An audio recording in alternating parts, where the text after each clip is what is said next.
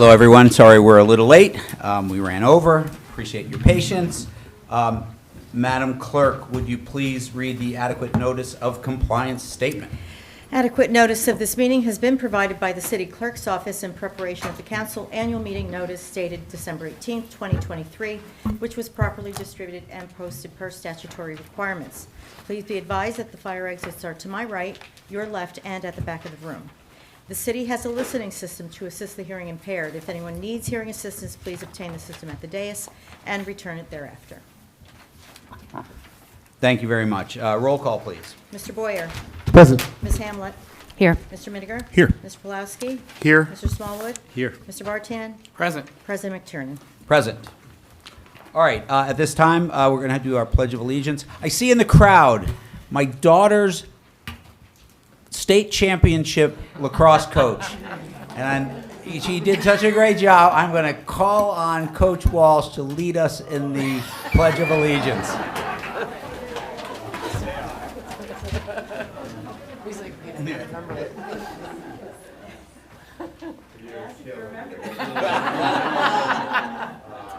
I pledge Allegiance to the flag of the United States of America and to the republic for which it stands, one nation, under God, indivisible, with liberty and justice for all. Thank you, Coach Walsh. Should we give him a round of applause?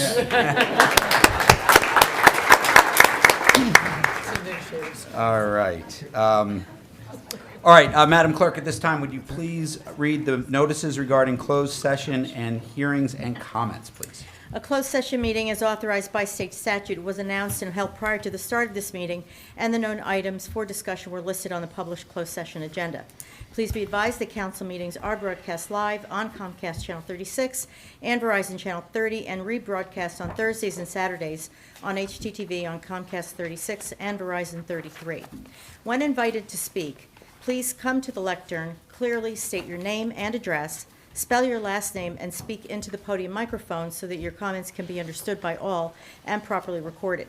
Whenever an audience or council member reads from a prepared statement, please give or email a copy to the city clerk's office at cityclerk@cityofsummit.org.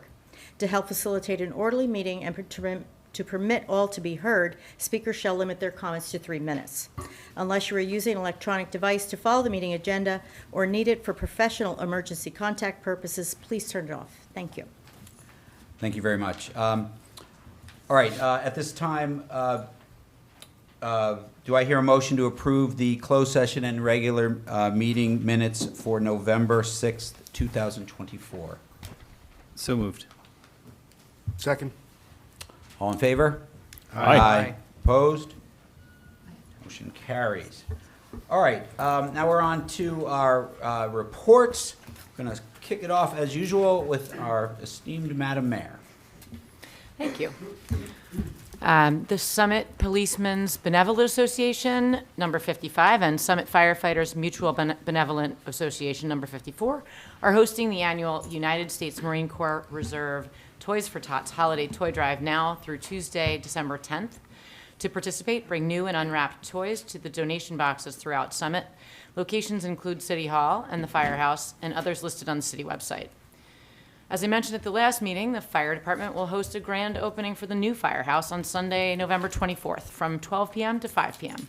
Members of the public are invited to attend, and the event will begin with a closing ceremony at the current headquarters at 396 Broad Street, followed by a parade to the new location and for some firehouse opening ceremonies and traditions, and attendees that will then be invited to tour the new building.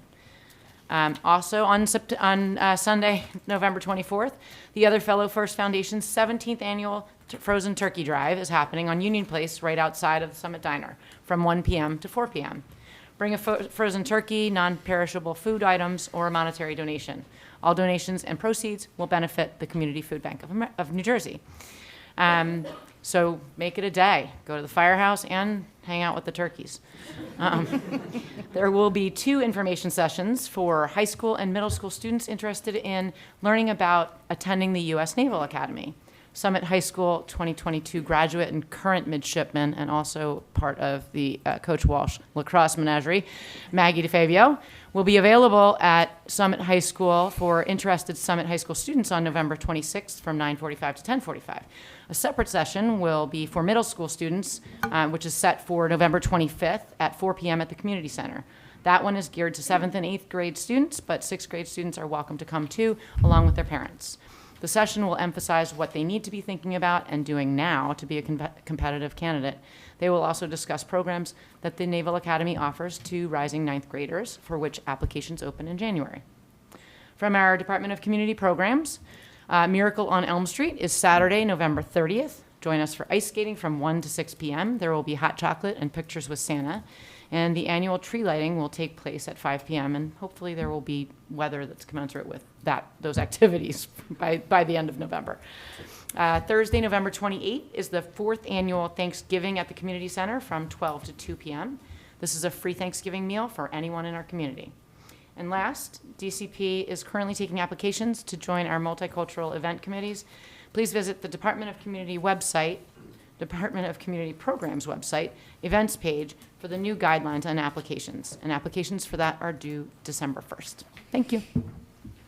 Thank you very much. All right, I'm going to call a slight audible now, and I'm going to give my report before we go to the city administrator, and you'll know why in a second. My report is about our city administrator and our process to find a new one. As all of you know, Michael Rogers left the city sometime end of the summer. We've had a temporary city administrator, Tom Tucci, who is helping us out. His last day through contract was on Friday. So we wish Tom well. It was really great that he was here. He really did help us as we kind of moved towards this process of finding a new one. We are deep in the works on finding a new city administrator. We put out, we advertised for the position. We received, I think it was over a dozen applicants for the position. We've winnowed that down to a handful that we are in the process of setting up for interviews. The goal of that process is to then get that down to 2, which we hope to vet and put out a job offer for a new city administrator sometime in the beginning of December for start date the beginning of January. It's an aggressive schedule. We think we can stick to it, and we're really looking forward to filling that role. Which leaves me to what we're doing now. In the interim, as you'll see, it's going to be a resolution that we're going to vote on, but I'll speak a little out of turn on it. We have asked 3 of our department heads to step up and to take the role of interim city administrator until we find this. So we're super, super happy that Chief Evers has volunteered, our Madam Clerk, Rosemary Licatis, and our CFO, Tammy Baldwin. So this is awesome. They have full-time jobs. They're great at what they do, but we've asked them to do a little bit more for the city of Summit, and they've agreed to do that. So you can see that Tammy is sitting in the seat now as our acting BA. They're going to rotate. They've split up the responsibilities, and we expect a very seamless transition between Mr. Tucci and whoever our new BA will be, hopefully in January. So that is my report. Now, our city administrator report. Thank you very much, Council President. A couple of announcements. There's some city schedule changes and closures due to Thanksgiving. The city offices will be closed on Thursday, November 28th and Friday, November 29th. The 28th, 29th, and 30th are parking holidays in Summit with no fees required for on-street parking or parking in municipal lots and garages, so come on and shop in Summit. We wish you a very happy Thanksgiving to all the Summit residents and your families. There is also a modified recycling collection schedule next week. Recycling on Monday, the 25th, Tuesday, the 26th, and Wednesday, the 27th is unaffected. That will continue as planned. There is no recycling collection on Thanksgiving, so that Thursday collection will be pushed to Friday, the 29th, and the Friday collection will be pushed to Saturday, the 30th. Regular garbage is still collected on holidays in Summit, and the transfer station will also be closed on Thanksgiving. Lastly, the last two Summit Free Market events of 2024 will be held on Friday, November 22nd from 12 to 2 p.m., and on Saturday, December 14th from 8 a.m. to 3 p.m. at the transfer station. Please note that there is no weekday event in December. Donation guidelines and more information is available on the city website at cityofsummit.org/free market. And that concludes my report. Thank you very much. All right, I think we do have a couple of mayoral proclamations. Am I correct? You are. All right, thank you.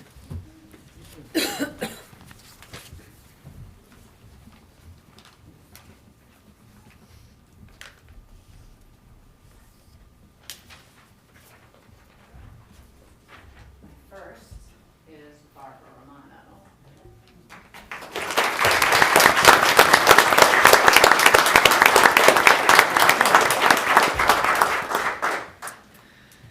Whereas the Summit Luminary Fund, a nonprofit organization that raises money for local charities in Summit, is honoring one of its members, Barbara Romano.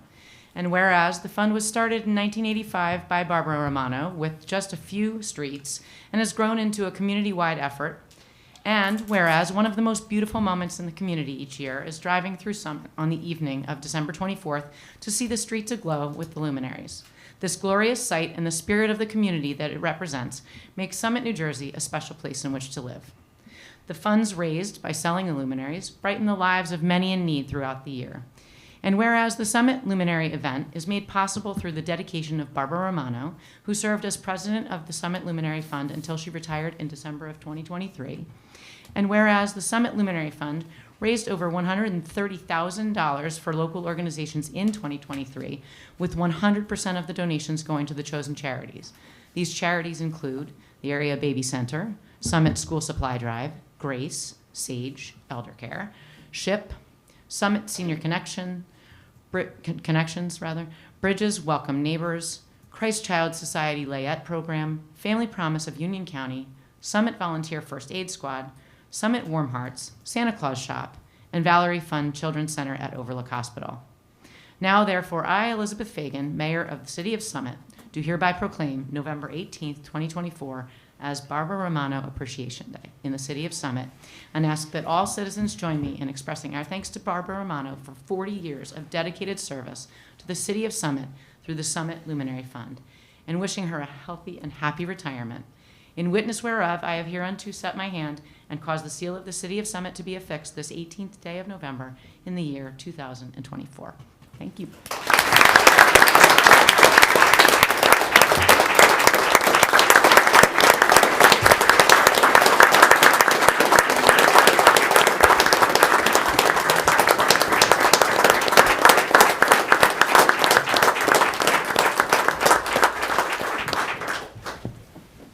Thank you so much.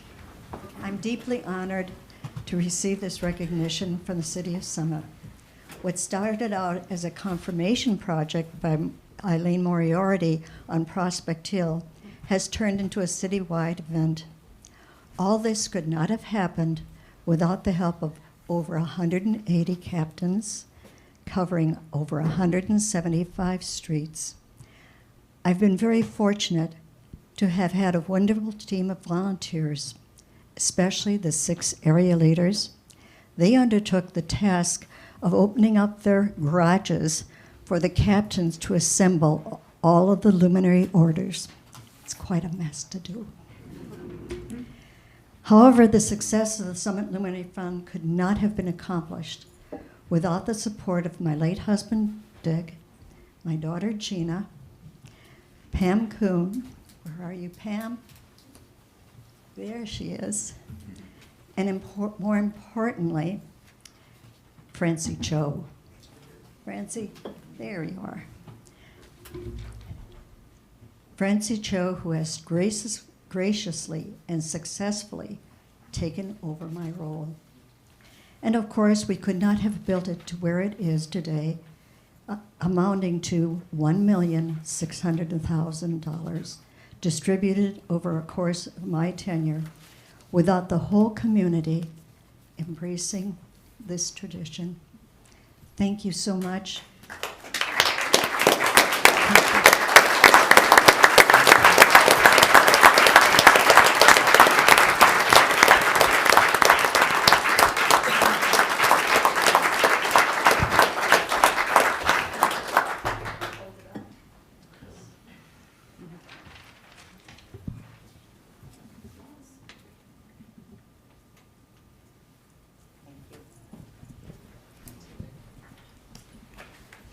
It's things like this that make Summit so special, so thank you.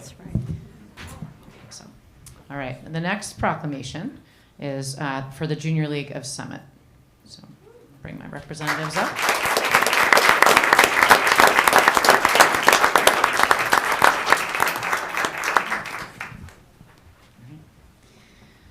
Give them a second. All right. Whereas the Junior League of Summit is celebrating its 95th anniversary as a women's volunteer organization dedicated to serving the communities of Berkeley Heights, Chatham, New Providence, and Summit. And whereas the Junior League of Summit is comprised of over 250 women who have the common mission of advancing women's leadership for meaningful community impact through volunteer action, collaboration, and training. And whereas the Junior League of Summit has made significant contributions to local communities since 1929 and has returned more than $3 million to these communities in the form of grants, projects, programs, and scholarships. And whereas the Junior League of Summit has contributed more than 1 million hours of community service, and whereas the Junior League of Summit has been a driving force in nonprofit leadership for over 9 decades, training over 2,000 women to be leaders in their communities, supporting over 200 organizations, and creating 12 initiatives that have grown into impactful programs, including the Summit Speech School, Summit First Aid Squad, and GRACE. And whereas the Junior League of Summit has addressed critical community needs by establishing transformative services such as the first safe houses in Union County for victims of domestic violence, Summit Child Care Center, Summit Senior Bus, and the Maybe Playground, leaving a legacy of innovation and meaningful impact.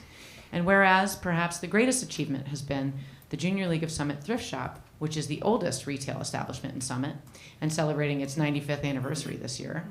It is also the primary fundraiser for the Junior League of Summit, and since its inception has provided the resources for grants, programs, projects, and scholarships that benefit Summit and the surrounding communities. Now, therefore, I, Elizabeth Fagan, Mayor of the City of Summit, do hereby proclaim November 18th, 2024 as Junior League of Summit 95th Anniversary Day in the City of Summit, and ask that all citizens join me in congratulating the Junior League of Summit on the 95th anniversary and thanking the Junior League of Summit for its generosity and continued community involvement throughout the years.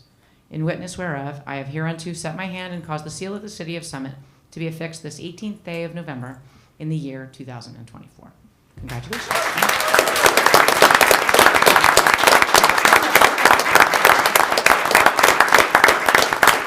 Thank you, Mayor Fagan, and thank you to City Council and all of you for being a part of the Junior League's legacy. It is officially, as of today, our 95th anniversary, so the fact that we get to have this special moment here on the day of our founding is particularly momentous. So thank you all for your continued partnership with the Junior League. Thank you.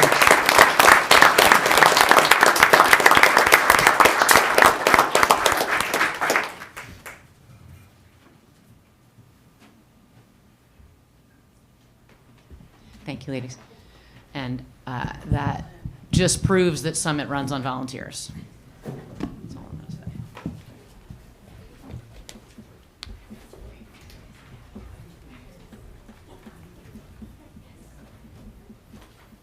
All right, that was fantastic. All right, we're moving right along. We have our Summit Historical Minute. Councilman Pulowski. Yes, thank you. And I'm sorry for the delay. I did say this would be happening about quarter of. But tonight we welcome a senior from Summit High School, Juliet Ho, who will present our historical minute tonight. Juliet has acquitted herself well in her years at Summit as a fine student and a big part of our state championship swim teams. Juliet has a keen interest in history, taking numerous electives and AP offerings during her time, and she's going to present on, I believe, the Maybe Playground, and the Summit Youth Olympics.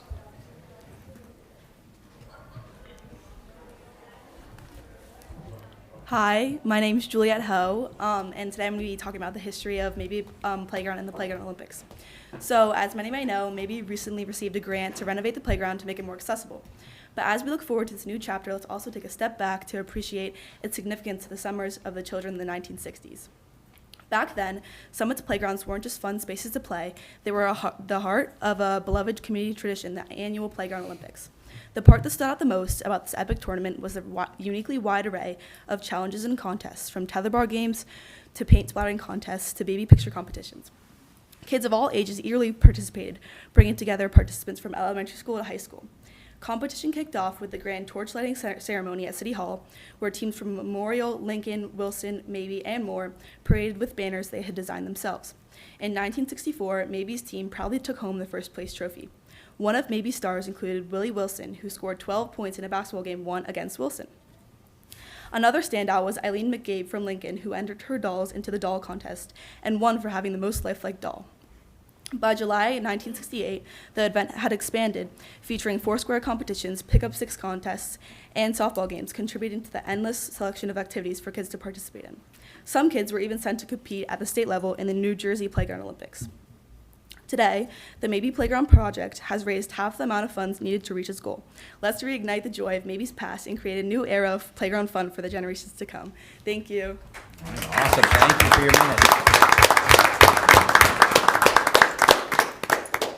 Wait to see the new Maybe Playground all fixed up. Relive those memories. I'd love to have a copy for the Yeah. website. Oh, do you have a copy you can hand to the clerk, please? We'll pop it on our website. Thank you. Thank you. so much. All right, we're now at the presentation stage of our meeting, and I'm really excited tonight. We have a group of Summit residents who are very passionate about this program, and it's called Wait Until 8th. I'm really excited to hear this and to be involved in some small way with moving this thing forward. Just as a background, I teach AP Government is one of my, besides when I'm not up here, and I had a presentation given to me by a bunch of my students, and it was on the dangers of smartphones and the addictiveness of them and what it is doing to the youth of America. On an intellectual level, I kind of knew this was happening. I've read some things or what have you, but these kids hit me over the head with what is happening and how destructive this is to our young children. And we sit here and it's happening in front of our eyes. And I made this decision, like, I'm gonna try and do something about this because this is crazy. So I reached out to our mayor and said, you know, I'd like to be involved in this. And she said, whoa, now there are people in town who are thinking the exact same way you are. So I was super, super excited we had a nice meeting with them. We've been strategizing on how to move this forward. And one of the first things we thought is that they could bring the attention of this to the public, because it is an incredibly serious issue. It's affecting those we love most, which is our children. So I'm really, really excited to see the presentation. Jody Hiller is going to lead the group, but you guys can all introduce yourselves. And we've got a presentation that we're going to show, a video clip, and then they're going to take it from there. Come on.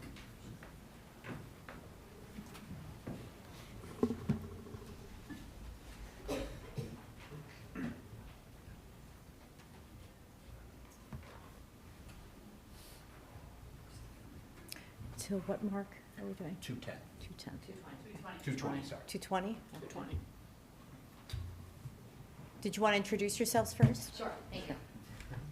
I'm Jody Hiller, 4 Pembroke Road. Hi, I'm Tracy Kleinman. I live at 36 Blackburn Place. Samantha Moriarty, 80 Colt Road. Do you need to set this up, or we just play? This is a day I've been looking forward to for 2.5 years. It's become a global ritual. The new iPhone hits the stores and the lines form around the block. Smartphone junkies anxious to be among the first to buy the new iPhone. In fact, would-be buyers have been waiting in line for days. So I just want to let you know that finally, officially, have an iPhone. Guys, I'm so excited! I just got my new phone! This is the iPhone 6! I can't believe it! My motivation and my spirit is really not well. My mind is not well. You have to make faces when you take selfies? Wait, one more now. Better angle. Every girl in the picture is locked into her phone. Silicon Valley is engineering your phone, apps, and social media to get you hooked. One former Google employee says this is no accident. Indeed, it is by design. A handful of Employee says this is no accident. Indeed, it is by design. A handful of people at a handful of technology companies shaped how 1 billion people think and feel every day with the choices they make about these screens. It's exactly the kind of thing that a hacker like myself would come up with, because you're exploiting a vulnerability in human psychology. And it's clearly working. Today, wherever we go, we're inevitably surrounded by fellow citizens staring into their phones, as we usually are too. All been there. We've seen the scrolling, the games, the videos, the texting, all of it. And simply put, a lot of children struggle to even put their devices down. Depression, anxiety, and suicide among young people have risen dramatically in the last decade. Worse mental health, increased behavior problems, decreased academic performance, and poorer sleep. Now a new study shows it's getting worse. The company's researchers found that Instagram is harmful for a sizable percentage of them, most notably teenage girls. Smartphones invade nearly every aspect of our lives. Seeing decreased confidence, increased anxiety, increased depression, hard trouble sleeping. This thing is a slot machine. All that screen time impacts the physical structure of your kids' brains, as well as their emotional development and mental health. So I'm sorry, the video wasn't as clear. We are going to post that video on our website so you can watch it in its totality. It's about 15 minutes long, but I really do recommend, if you're interested in this, make sure you watch that. So I'm sorry, Jody, go ahead. No problem. Again, I'm Jody Hiller. I have an internet-based smartphone. My kids will get one eventually. But what we're seeing about smartphones and what their ties to social media can do to our children's mental health and development makes us question, at what age is too young to sacrifice your childhood to a smartphone?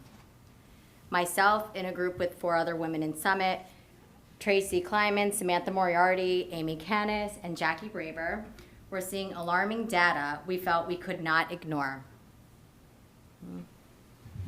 Is there a way to get that just a little bit bigger?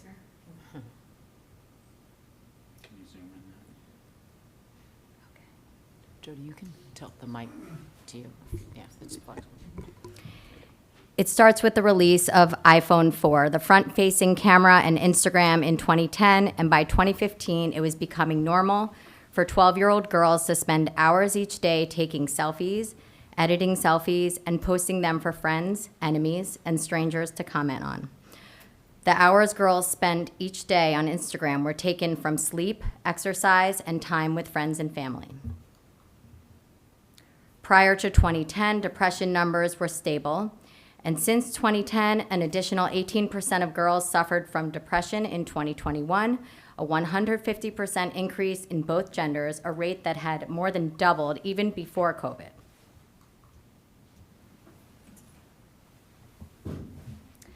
And the same is for younger teens hospitalized for self-harm. By 2020, the rate for girls has nearly tripled, with a 134% increase in suicide, same time period, for girls ages 10 to 14. Not to mention other areas of concern: attention and concentration in the classroom, lack of sleep, academic performance declining, social skills and in-person interactions declining, and another real problem, cyberbullying. In 2023, U.S. Surgeon General Dr. Vivek Murthy says that there is growing evidence that social media use is associated with harm to young people's mental health. Summit is this idyllic, perfect town.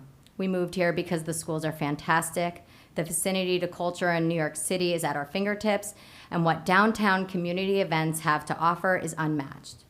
But Summit is not immune to this epidemic. It's right here in our hometown that we love.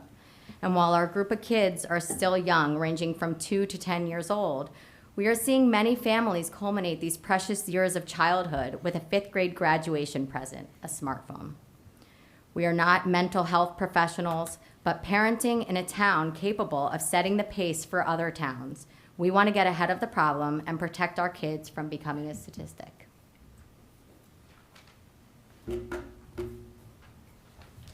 So we asked ourselves, how do we get ahead of this problem?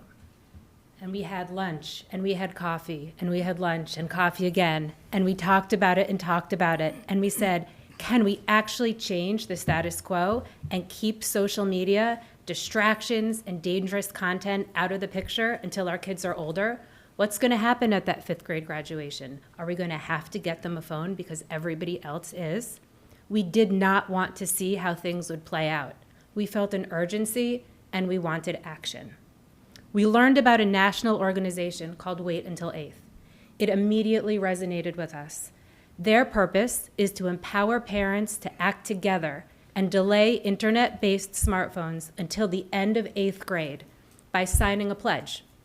It's about this notion of collective action, bringing like-minded parents together to delay so no one feels alone and no one feels as though their kid is marginalized because they're not a part of the majority. Across the country, Wait Until 8th has 82,000 pledges. And Wait Until 8th has been featured on the Today Show, Good Morning America, NBC National News, NPR, CNN Headline News, just to name a few.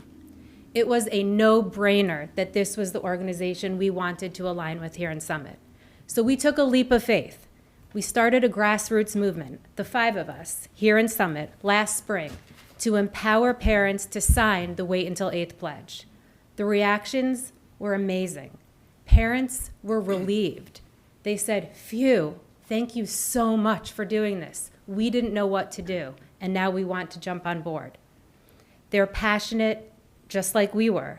And finally, we felt like we were bringing the problem to the surface, and we were doing something about it.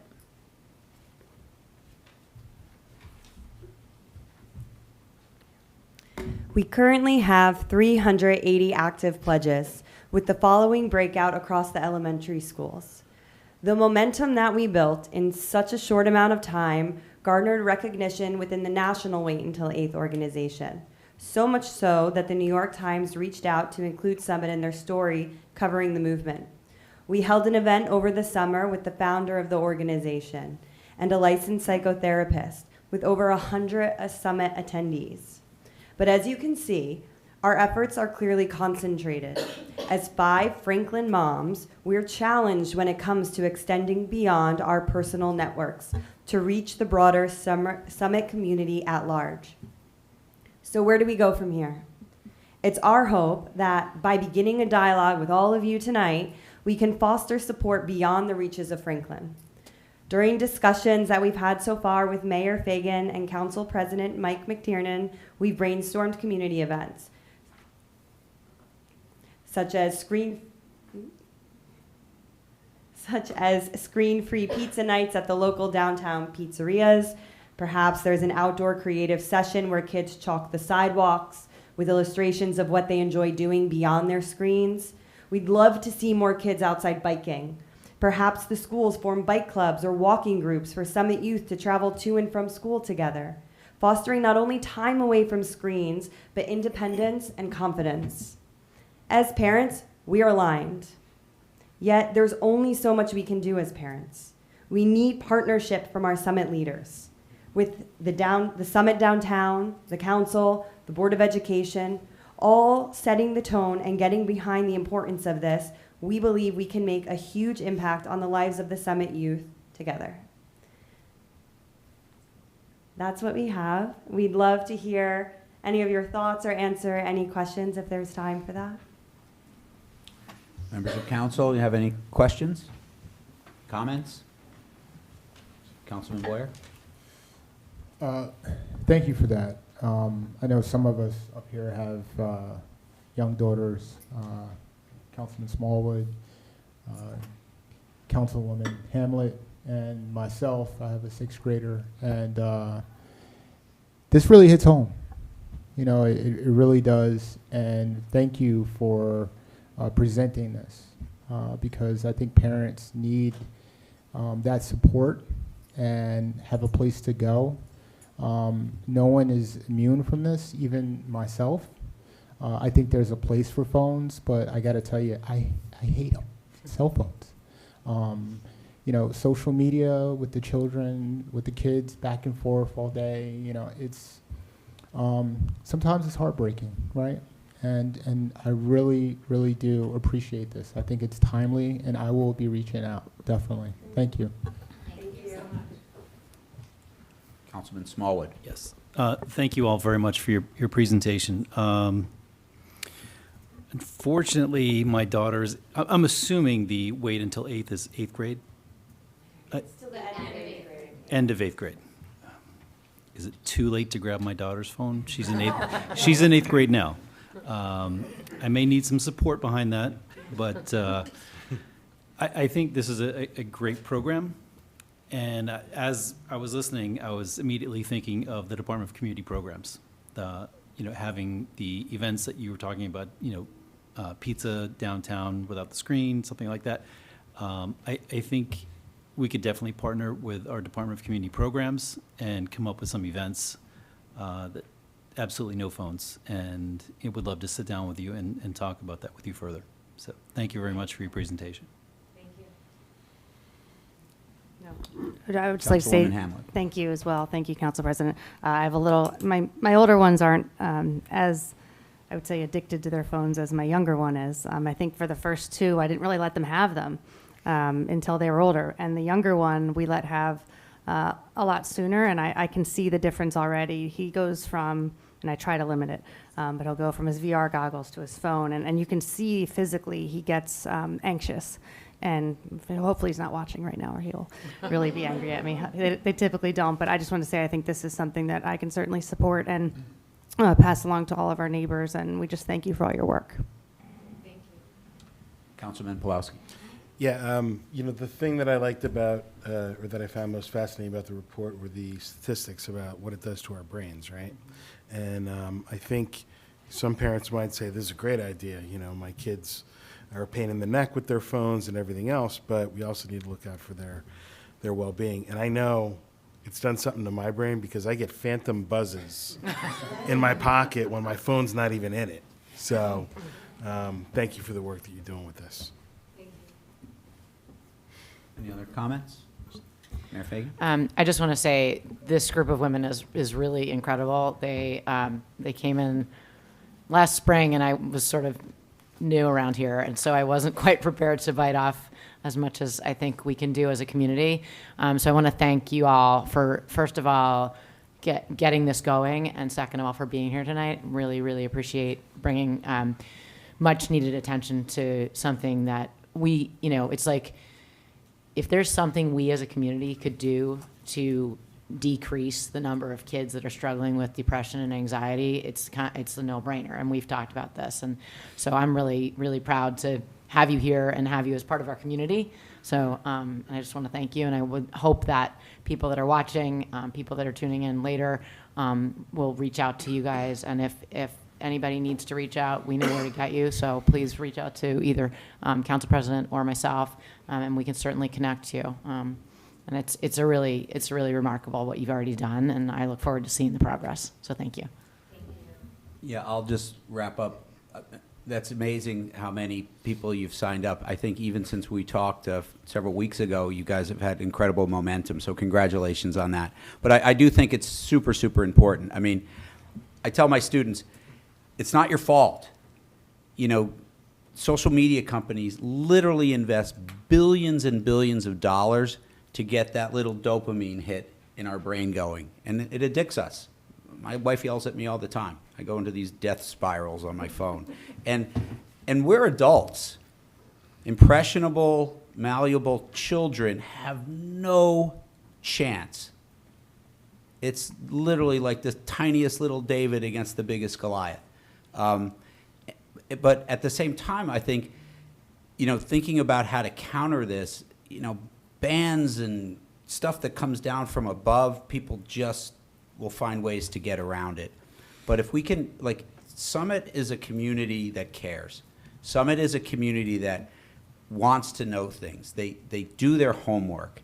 And if there's any demographic that can really understand just how much this is affecting our youth, you guys put the statistics up. They're scary, really scary. I see it every day in the classroom. Our community can do this. And if we can get to a critical mass where the cool kid is the one without the phone, and that's the kid you're going to hang around with, then we win.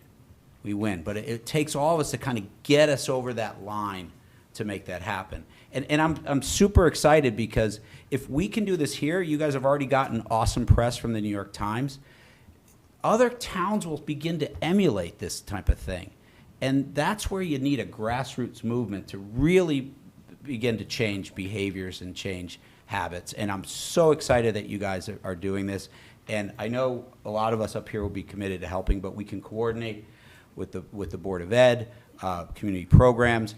I want to reach out to Summit Downtown to talk about how they can promote, you know, no phone usage as well. There's so many things. Our real estate brokers, imagine this. If we get if we can get this going in our town, think about how attractive it will be to move to our community, where you can have a community that your children are safe from this. It's good for home values as well.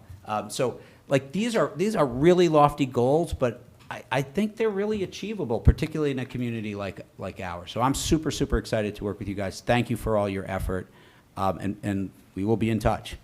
So thank you. Mm-hmm.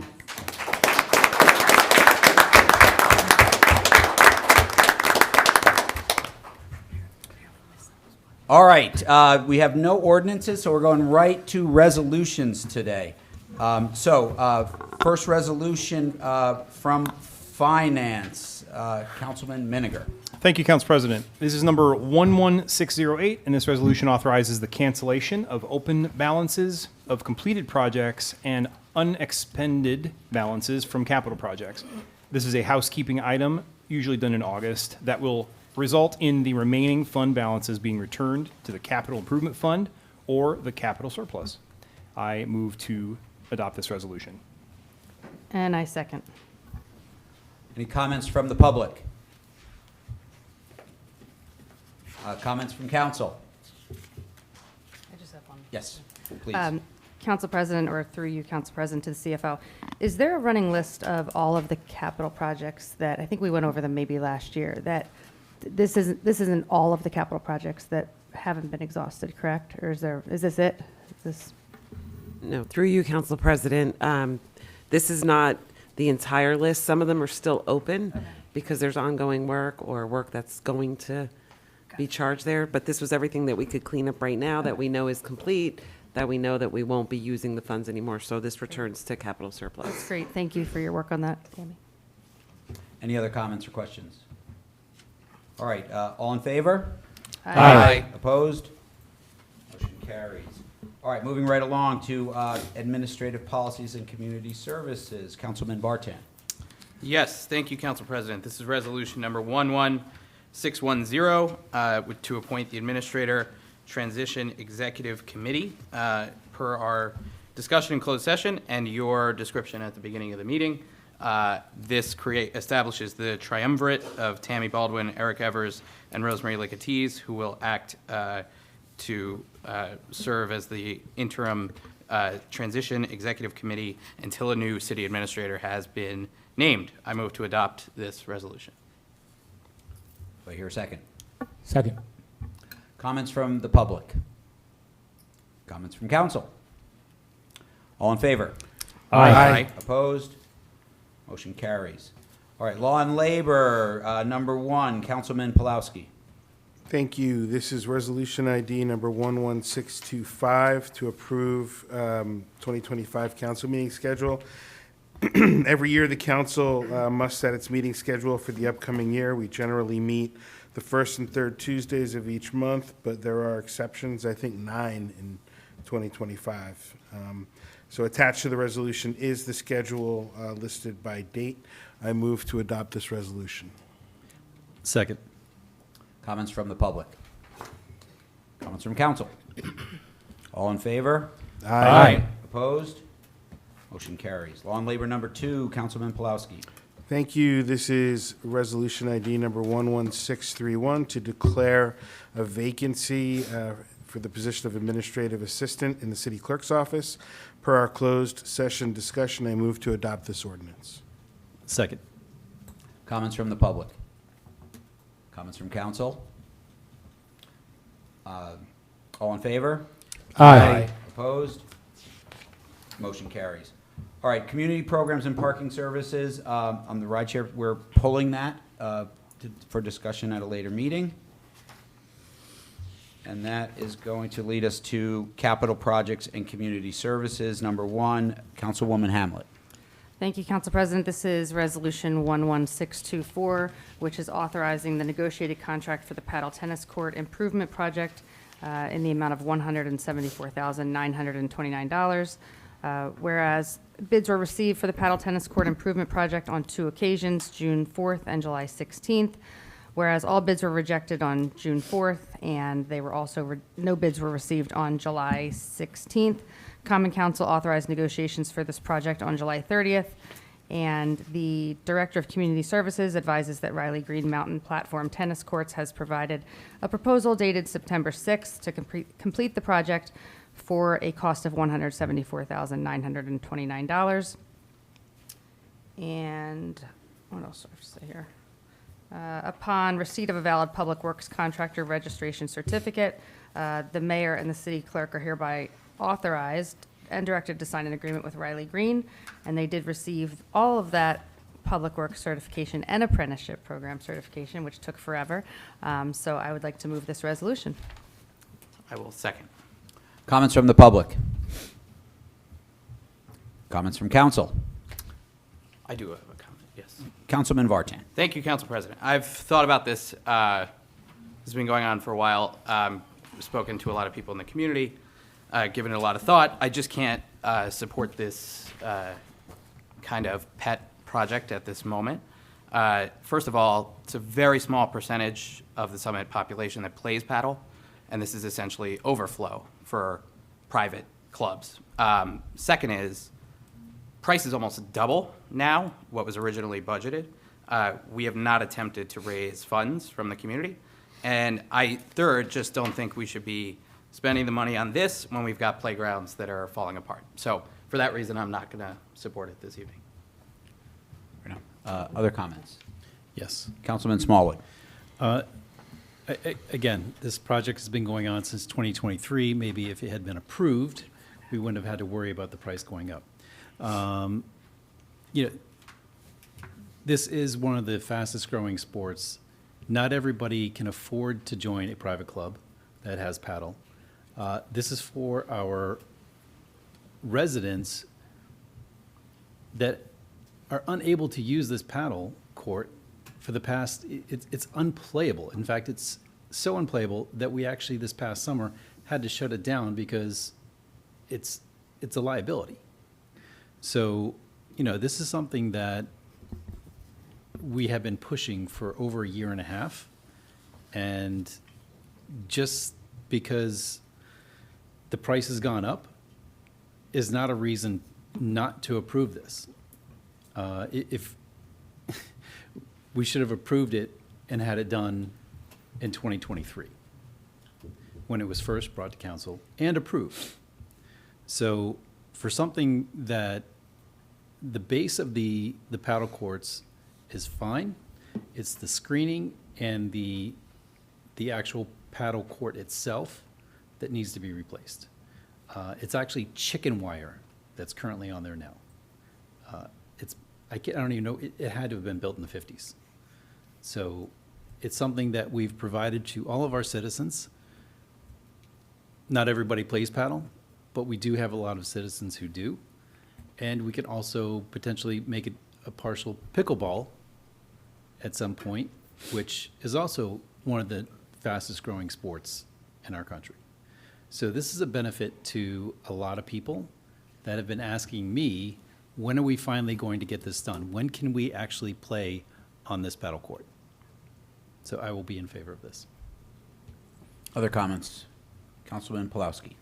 I just echo some of Councilman Smallwood's thoughts, and I don't see how this is a pet project when it's essentially fixing or replacing something that's been there for decades, since before you were born, Greg. So I'm going to be voting in favor of it. And does anybody know when the last time is that we put those? I can. Yeah? Okay. It's got my support. Councilwoman Hamlet.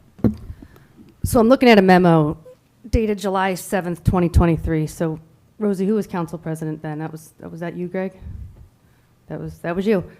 So I'm looking at a memo. It says, I hereby authorize to advertise for competitive bids for services related to the reconstruction of the Wilson Park platform tennis structures. The Wilson platform tennis structure located at Wilson Park is a 2-court raised wooden structure used by residents for platform paddle tennis. The 2 courts are over 50 years old and despite regular maintenance over the years have deteriorated structurally to the current state, raising safety concerns for park users. The structure is comprised of aluminum decking, wooden stairs and superstructure, chicken wire fencing, and light fixtures controlled by timers. The structure is not currently compliant for ADA accessibility. The proposed project includes the reconstruction of the entire superstructure with an all-aluminum welded superstructure, new wooden snowboards, new 16-gauge galvanized screening, goes on and on and on. Funding for this project totals $189,655,000 and is available from the following accounts and grants. Capital budget 1110, which you see on here, 100,008, 310, which I don't think is on here. I'm not looking too closely. Actually, Union County Trust grant of $50,000 and with matching funds, which I don't even think are in here, from the city's account. And then we also went and secured a grant of $20,000 from the American Platform Tennis Association, which was spearheaded by Regina Feeney and Carrie Delmonico, who are here in town. So it actually is a little less money than I think we started, by about, that 15 grand? And we couldn't find anybody to draw up platform tennis plans. So Aaron, where do we have to go to get these plans drawn up? Through you, Council President, the firm was, I'm kind of drawing a blank right here, but it took us a while to find one. We had to scour the internet and reach out to people who had paddle courts built in other municipalities. So I forgot the firm. Thank but you. it took a while. So all these other municipalities, Stone Harbor, Seagirt, a lot of other municipalities, so that residents who aren't members of country clubs can enjoy the sport of paddle. And this was under not only your leadership. Andy and I started in community programs together. When I first started on council, we were talking about this. So to change your mind on a capital project that we just voted for again, I think that we've voted on this 8 times. So I will be supporting this resolution. It's shocking that you don't. Council President, Other I do want to mention Councilman Smallwood. I do want to mention that we do have $72,000 of grant money in total. Other comments? Through you, Council President. Yes, please, Councilman Miniger. So I do have a problem with the fact that, so we voted to allow this to be dealt with through negotiating a contract. And it was because we couldn't find the firm to draw up the plans. That first bid that came in was closer to what we had hoped for, and that And I guess I would be interested in knowing if we pursued that group to fix their bid, or if it was or if it was impossible for them to do so. I don't know if that's a question for Tammy or for Councilmember Nichols. I can answer it. Happy to answer it. What's that? I do have one additional half comment. I was hoping to find out if somebody knew that answer. I don't know. I know it. Okay. Councilwoman First bid Hammond? was Riley Green, but they didn't have the public works certification, correct, Director Schrager? That is correct, which is a fatal flaw, so the bids were Right, rejected. so the bid's a fatal flaw. Original bid amount, Director Schrager, can you, I'm calling that up now.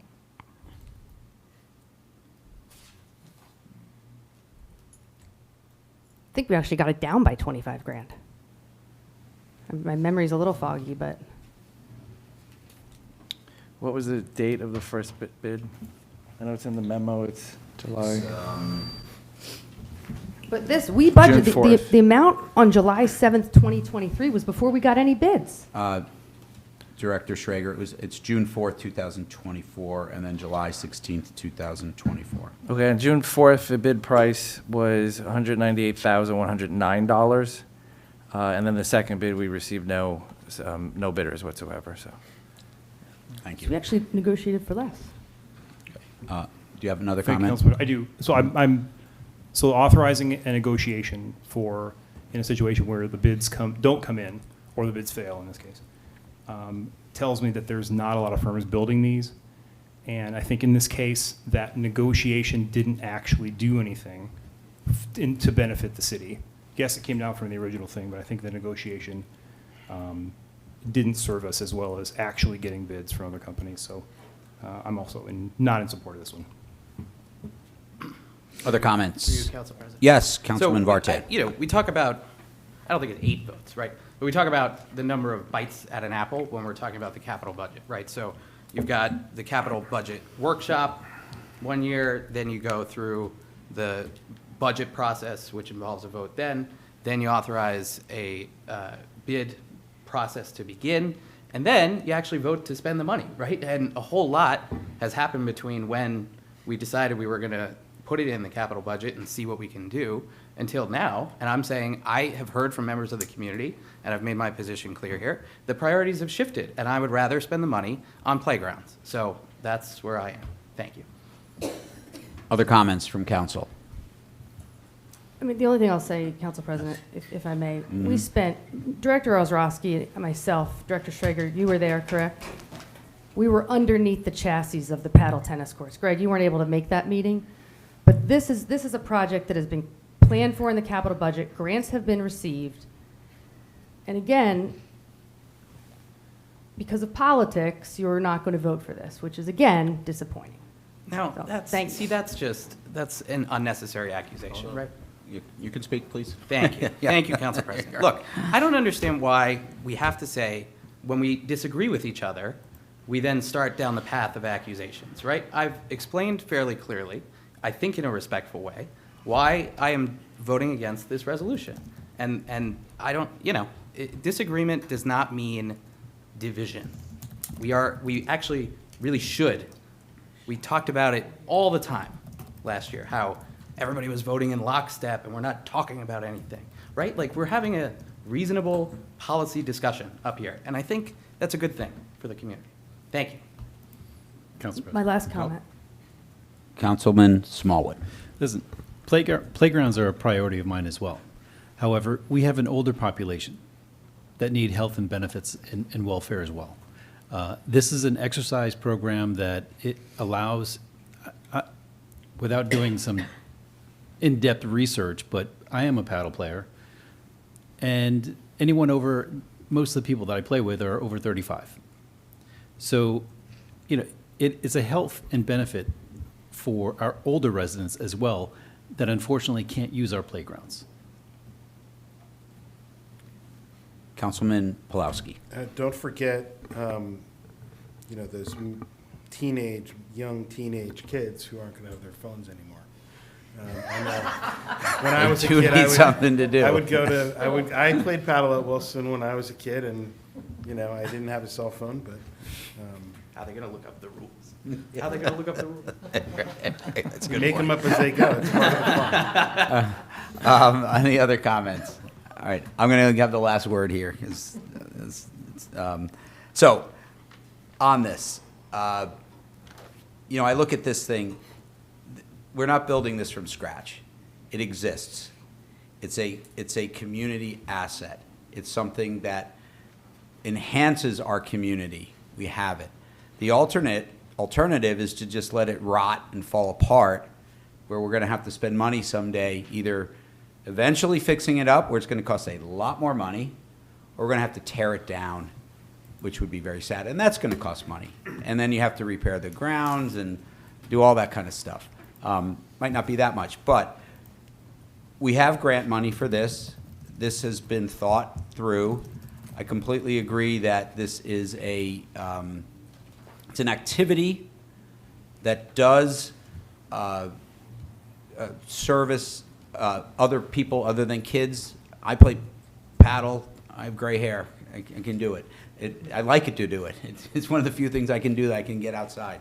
And it also, you know, this is a public space. There are a lot of people who can't afford to play at a club, and this is an alternative venue for them. I liken this to, like, if we were not to do this, we've just gone through an entire, you know, crazy process with our field house down in Tatlock Field, where people looked at it, and every year we kicked the can down the road saying, we'll do it later, we'll do it later, we'll do it later. And we had a health emergency at the last minute around that. You know, this is a paddle tennis court. It's, you know, there's no mold issues, but you get my point.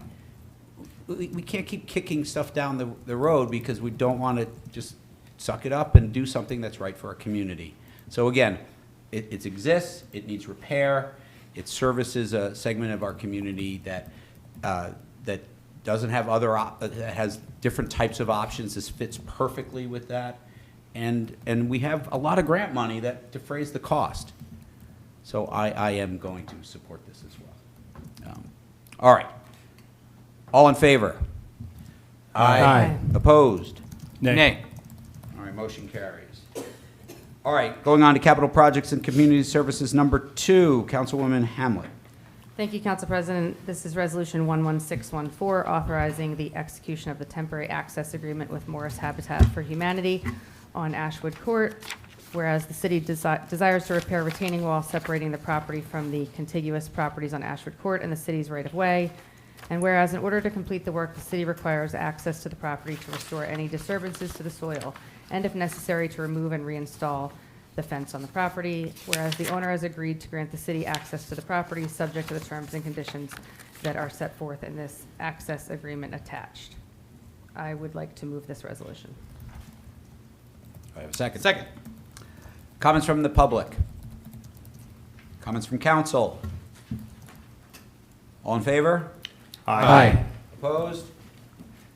Motion carries. Capital projects and community services number 3, Councilwoman Hamlet. Yes, Council President, thank you. This is ID 11. Can I bundle these or no? You may. Okay. These are IDs 11630 and 11621, declaring vacancy and authorizing, as discussed in closed session, declaring a vacancy and authorizing promotion to fill a vacancy in the Department of Community Services in the Engineering Division for Assistant Engineer, and declaring a vacancy in the Department of Community Services Engineering Division, part-time Senior Engineering Aide. I would like to move these 2 resolutions and can talk about them further after we get started. Second. Comments from the public? Comments from council? All right, all in favor? Aye. Aye. Opposed? All right, number 3 and 4 pass. That's great.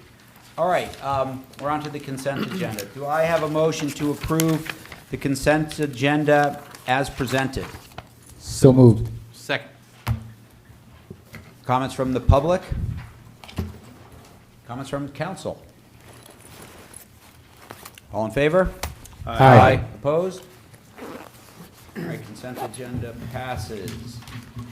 All right, that is it for our official business. City officials, bid you a farewell. Council and a nice President? Evening. Before they leave, can I ask Director Schrader a couple of questions? Is that, because I know there are some residents here that probably want some updates, and if he leaves, then. Okay. Do you mind? Mr. Schrager, you okay with that? Will it be limited to 3 minutes? Yes. Okay. Well, it is me, I don't know, maybe 6, I don't know. No, this should be relatively quickly. Can you provide, and I know that you provided an email, I just want some clarification. Can you provide an update on the sidewalk? And that is the one on, I believe it's Ashland and Plymouth? So through you, Council President, the first step we've looked at it. I mean, in theory, it looks like it's something that could work. So we did authorize a survey to take place, which the surveying company has said it should take place the first week of December, and then assume we'll get the results back by the end of the year, and we could probably produce a concept, early first quarter 2025. Thank you for that update. Next one is environmental study for the park line. Is that something that we can publish relatively soon? I know that there are residents waiting to take a look at that. Yes, absolutely. We just have to dig through the files to find it, specifically because the files are massive. Some are with the Parkland Committee, some are with us. We just haven't had a moment to dig it out. And we'll post it to the Parkland, the project page on our website. So. Great, thank you, Director Schrager. And last but not least, light on Dennis Place. I know that there was some issues with JCP&L, I think, getting out to the light service. Is that something new? Because I know they would move relatively quickly, or is that the lighting on Dennis Place that has some issues?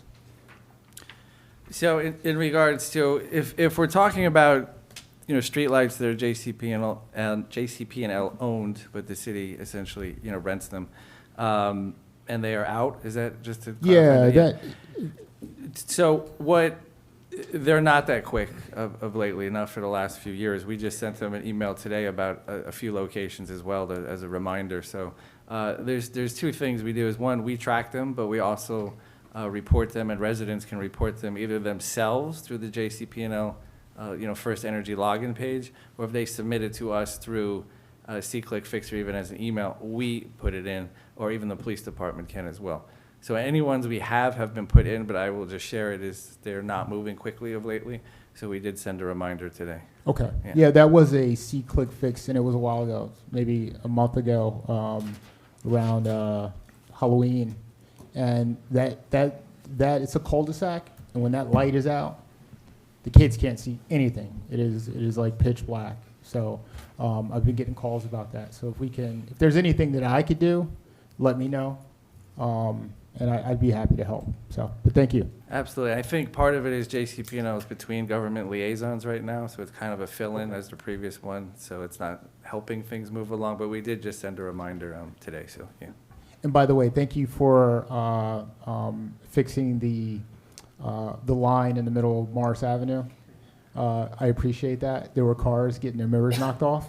So I saw that on the one hand, where there's no parking supposed to be, they moved the line closer on that side, and where the parking is, that it had less space.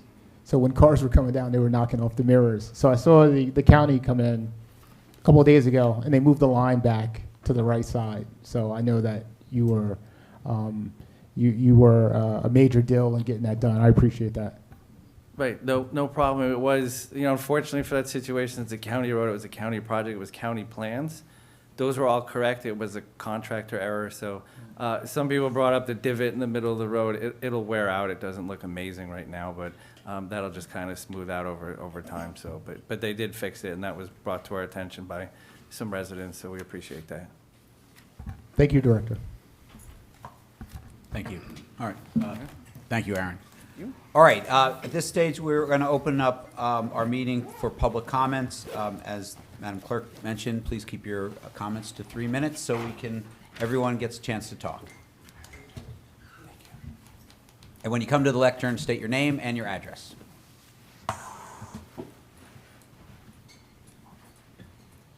That's your shot.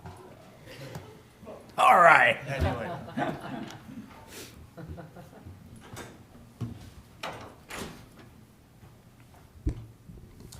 Dennis McKeever, 16 Clearview Drive. I know that you're having a meeting regarding lights at the high school. Unfortunately, because of what I do for a living, I'm pretty sure I'm not going to be able to attend that meeting, and I wanted to just say a few words about that. I know there's a 3-minute limit. About March of 2017, I was the president of the Little League, and Mayor Fagan and I were in a meeting of all of the leaders of all the local youth sports teams. And the discussion was the fields. The discussion was essentially making our fields more dynamic, more usable for the various sports, because at that time we were fighting to make sure that the various sports would have the opportunity to use those fields. And at that time I was advocating quite strongly that baseball and softball needed use of all the fields, including lacrosse.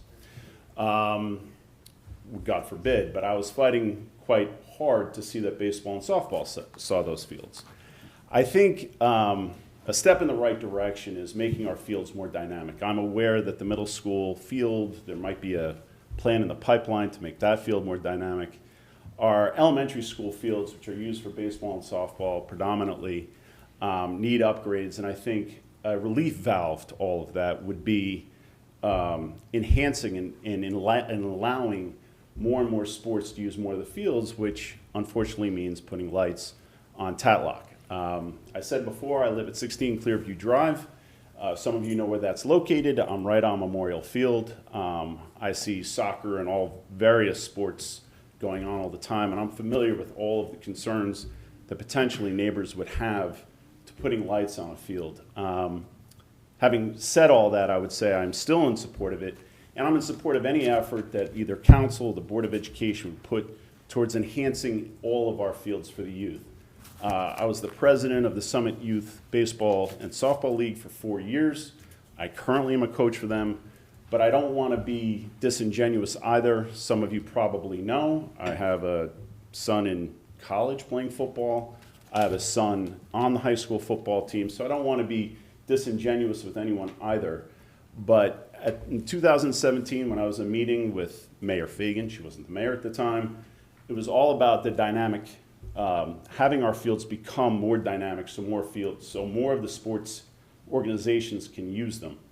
And kids are coming, and they need to use the fields. So any effort in that regard, I think, would be welcome, at least by me. And by the way, I have an 11-year-old daughter who also I'd like to not have her have a phone, so I'm with that as well. Thank you for your time. I hope I can get to the December Lights meeting, but I wanted to make sure I put my thoughts on record. So, good night. Thank you. Anyone else for public comments? All right, we're going to close public comments. We'll move along to council member comments and new business. Who'd like to go first? I will. Councilman Smallwood. Thank you. Since he already mentioned it, there is a Department of Community Programs meeting on December 4th that we will present the studies from the traffic, which were done during the high school graduation, as well as a home football game. So the experts will be there to present their studies, as well as an environmental study, which the expert from the environmental study who did that study will be there as well.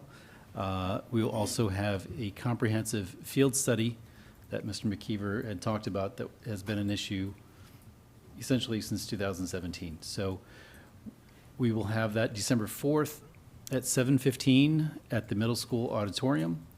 And for those of you who cannot make it, it will be recorded, and then all of the studies, in the interest of time for the meeting itself, we will be putting the studies on the Department of Community website, hopefully by the end of this week. Certainly no later than the latest it would be early next week. We have not received the studies yet. So, but considering the amount of time with the presentations and potential questions, we will be releasing the studies so that people can formulate their questions prior to the meeting. Again, December 4th, 7:15 p.m. at the middle school auditorium. Thank you, Councilman Smallwood. Any other comments from council? Councilman Boyer? Yes. I've teamed up with Homeland Security and the Board of Education to present a Protect to Know program. The Homeland Security and Special Agent will be coming in on January 27th. We will promote it. We'll get it out there to the PAL. We'll get it out there to the PTA. This is for parents only, and it's about child exploitation. When we talk about social media, it's about having explicit materials on social media and other applications and how to get those things removed, how to report that information to Homeland Security, how to work with law enforcement to protect our children. This is a program that has been administered throughout the state of New Jersey, and it's actually going nationwide.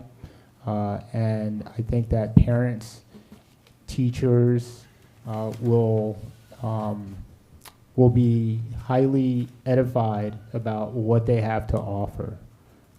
If there is something that's out there that your child is exposed to, or information being shared back and forth, it is good to know that you have somebody to call that can get that material off of social media or any platform. So I will be promoting this for the next month. Hopefully we'll have a really good showing, as we can see today from the presentations that we had about our cell phones. This is kind of in line with that. So I'm really supportive and happy about this project. Thanks. Thank you. Other comments from council? No? Wow. We almost made 9 o'clock. I'm gonna give two comments. One, I know this was mentioned earlier. I'm just going to reiterate it. We are going through the process of filling all the amazing boards and commissions and what were the other term for it, Claire? Committees, yeah. There's loads of different names for them. But I always think there are different reasons that make Summit special. Our downtown, our schools. One thing that makes Summit over and above most other towns is the commitment from our volunteers. They give, they give, they give. And this is your opportunity to join that group. So please, if you are interested in joining a board or a commission or a committee, please send in your application. You can find them on the city's website. The second thing I just would say is, there was some back and forth up here on council earlier. I don't agree. As you saw, I voted differently than Councilman Vartan on a resolution. I kind of do agree with him. We should be able to disagree in a polite manner. On that, I have had a lot of meetings with people from the public who also wish for a tone and a temperature in our town to reflect the ability to have disagreements and be civil about it. And I'm really happy. I've talked to Mayor Fagan as well as Councilman Vartan around crafting some sort of statement, bipartisan statement, to talk about civility and what we are looking to do as leaders of our community, but also maybe to model behavior that people in our community can follow too if they so choose. So I'm excited to work with both of them about crafting some sort of statement. I'm hoping we can get it out in a few weeks. Because I do obviously think it's super, super important. So I'm looking forward to doing that. Okay. There's no other questions. Do I have a motion to adjourn? So moved. Second. Okay, all in favor? Aye. Opposed? We are adjourned. Thank you, everybody.